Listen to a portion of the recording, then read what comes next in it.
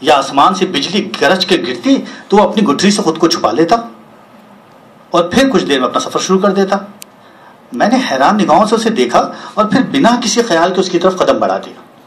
اس نے مجھے ایک دل فریب مسکراہٹ سے دیکھا اور شرارتی انداز سے ایک آنکھ دبا کر کہا، کیسا لگتا ہے یہ پل صراط کا سفر؟ راستہ ہے کٹھن اور منزل مشکل۔ میں نے جب اس کے لفظوں میں اپنائیت کی خوشبو پائی تو بے تکلف ہو کر کہا، کیا کروں، پیچھے ہے راکھ، راستے میں ہے یہ تیز و تند ہوائیں اور گہری کھائیاں، اور آگے کا راستہ بھی سنسان، نہ آدم نہ آدم ذات۔ تم یہ کیا چھتری لے کر نکلے ہو؟ میں نے گٹھری کی طرف اشارہ کیا۔ وہ مسکرایا اور پھر میرے برابر سستانے کے لیے بیٹھ گیا۔ پوٹلی کھولی تو میرے سامنے بہت ساری کتابیں بکھر گئیں۔ میرے منہ سے اچانک نکلا، تو یہ ہے تمہارے ثوابوں کی پوٹلی۔ میں نے ہاتھ بڑھایا تو ایک کتاب میرے ہاتھوں میں نمایاں ہوتی چلی گئی۔ آنکھیں جھپکائی، باریش نوجوان کی طرف دیکھا، پل صراط پر نظر کی اور کتاب کے ٹائٹل پر نظر ڈالی۔ لکھا تھا چند گز کا فاصلہ۔ میں نے چند صفحے پلٹے اور لمحے بھر میں چند صدیوں پیچھے چلا گیا، اور پھر تاریخ، ادب، تہذیب، مذہب، فلسفہ اور نفسیات سے بھری اس پوٹلی میں اس باریش نوجوان کے ثوابوں کو یکے بعد دیگرے ٹٹولنے لگا۔ چند گز کا فاصلہ اس کی پوٹلی کا ابتدائی اور استعارتاً مجموعی ثواب تھا، جس میں وہ کچھوے کی سست علامت میں اتر کر 18ویں صدی کے چارلس ڈارون کے حیاتیاتی نیچرل سلیکشن سے 21ویں صدی کی مصنوعی سماجی بریڈنگ تک کا 2 صفوں کا ارتقاتی سفر محض 2 صفوں میں طے کر کے شعور سے لاشعور تک پہنچنے والی گم گشتہ جنت تک پہنچنے کا پہلا قدم اٹھا رہا تھا۔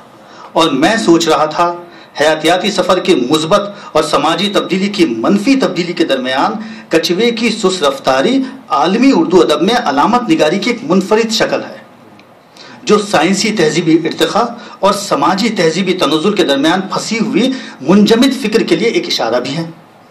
پوٹلی کا دوسرا سوال 2 پیروں والی ماں تہذیبوں کے تکلیف دہ کربناک سفر کے دوران انسانوں اور جانوروں کے درمیان محبت کی علامت بن کر ایک امید کی صورت نظر آ رہی تھی۔ ابھی میں محبت کے اس منفرد تصور میں کچھ دیر کے لیے الجھا تھا کہ وہ 2 پیروں والی ماں کا محبت بھرا تصور اچانک 4 پیروں والے بچے کے بدن سے نکل کر دھرتی ماں کے سینے میں اتر گیا اور اداسی سے دھڑکنے لگا، اور میں پوٹلی کے تیسرے ثواب میں شامل ہو گیا، جس میں بیک وقت ایک عورت، ماں، خاندان اور دھرتی کی صورت اپنے عہد کا تاریخی و تہذیبی مرثیہ بن گئی تھی۔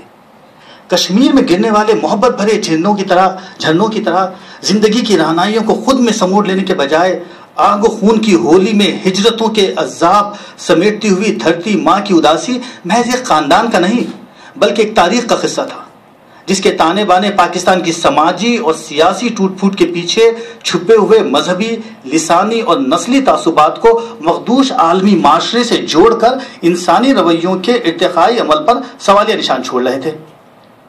میٹھا زہر مذہبی ذبح کے شکار پاکستان کی دھرتی ماں کے انجام کی صورت ایک ایسے ثواب کی شکل میں پوٹلی میں شامل تھا جس کی کڑوی مٹھاس نہ صرف ہندوستانی ثقافت میں عربی تہذیب کی مصنوعی آمیزش کے نتیجے میں پیدا ہوئی تھی، بلکہ تہذیبوں کے اس مصنوعی ملاپ میں آسمانی مذاہب کے کردار و اثرات پر تنقیدانہ رویے کا سبب بھی بن گئی تھی۔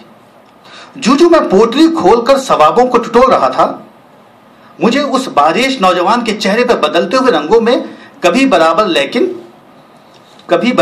لیکن مختلف، اور یوسف کی ماں کہ یوسف تو کبھی الجبرا یا جیومیٹری اور آخری سگریٹ کے سہیل کی صورت میں وہ عکس نظر آ رہا تھا جو تیسری اور پہلی دنیا کے تصادم سے پیدا ہونے والے اس نئے شخص کی شکل تھی جو خود آگہی کے ایک مسلسل عمل سے گزر رہا تھا۔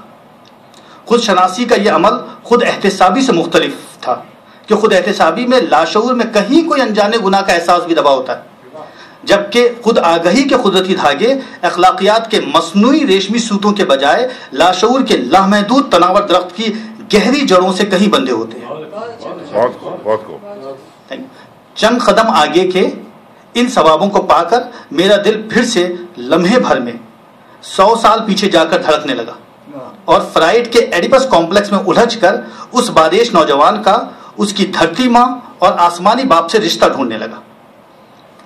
مجھے یوں لگا جیسے آسمانی باپ سے اس جیلسی کی وجہ کہیں اس باریش نوجوان کا اپنی دھرتی ماں سے غیر مشروط اندھا پیار تو نہیں، جو اسے خود سے بے نیاز کر کے خوابوں کی اس دنیا میں لے گیا ہے جہاں وہ لاشعوری طور پر اپنی ماں کا محبوب بھی بننا چاہتا ہے اور اس کے سارے دکھ درد، سارے کرب خود میں اتار لینا چاہتا ہے۔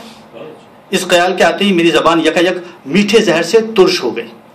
کوڈ: مجھے ایک غیر عرب سے شادی نہیں کرنی چاہیے تھی جس کی نہ میں زبان سمجھتی تھی نہ ثقافت، اور مجھے بالکل پتا نہ تھا کہ اس کے اعصاب پر ایسا آسمانی مذہب سوار ہے جو میرے بچوں کے خون میں زہر بن کر پھیل جائے گا۔ وہ اس میٹھے زہر کے نشے سے باہر نہ نکل سکیں گے اور خدا کے نام پر ایک دوسرے کی جان کے دشمن بن جائیں گے۔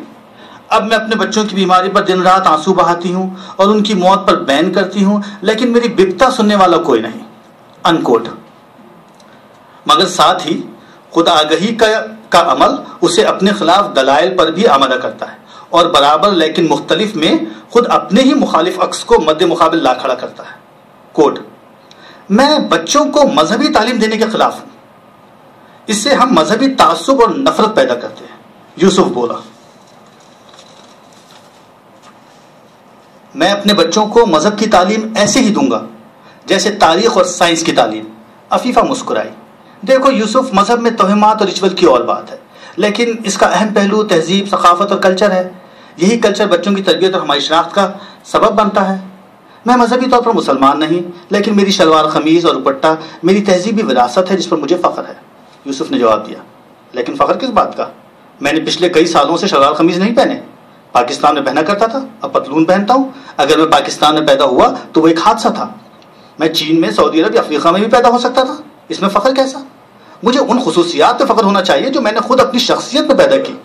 انکوٹ۔ ثوابوں کی اس پوٹلی میں مجھے اب تک اس کی ذات کے انفرادی شعور سے اجتماعی لاشعور تک کا سفر تثلیث کے 3 سروں پر ذات، دھرتی ماں اور آسمانی باپ کے گرد پرکار کی صورت گھومتا ہوا نظر آ رہا تھا، اور میں پلے صراط پر کھڑے اس بارش نوجوان کی منزل کے جانب سفر میں وجد کی اس کیفیت کو ڈھونڈ رہا تھا جو تثلیث سے آگے کا سفر ہے کہ اچانک میری انگلیاں درویش چاند اور سورج کو چھونے لگی۔ آپ کا افسانہ جو ہے درویش، جو انسانیت کا وہ استعارہ ہے جہاں ذات لفظوں سے بالاتر ہو کر محض محبت بن جاتی ہے، ایسے میں سورج اور چاند چاہے 2 مختلف انسانوں کے متضاد رویوں کی علامتیں ہوں یا کائناتی حقیقتیں، محبت جیسے عظیم جذبے میں شامل ہو کر صرف محبت کا جز بن جاتے ہیں۔